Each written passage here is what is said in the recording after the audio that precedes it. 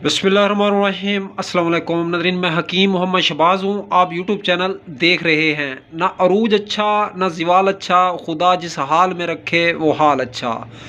तो नाज़रीन, इस वीडियो में हम आपको बताएंगे जिन लोगों को सांस चढ़ती है, जो है थोड़ा सा जो है पैदल चलते हैं तो जो है थक जाते हैं, सांस चढ़ती है तो जिस्म में जो है बलगमी कैफियत पैदा हो चुकी हैं, रतूबात ज़ायदा जो है रेशा वगैरह जो है पड़ चुका है। सुबह जब उठते हैं तो आँखों में जो है काफ़ी सारे रेशे बने पड़े होते हैं, आँखें जो है पुर होती हैं, तरी होती है बहुत ज़्यादा।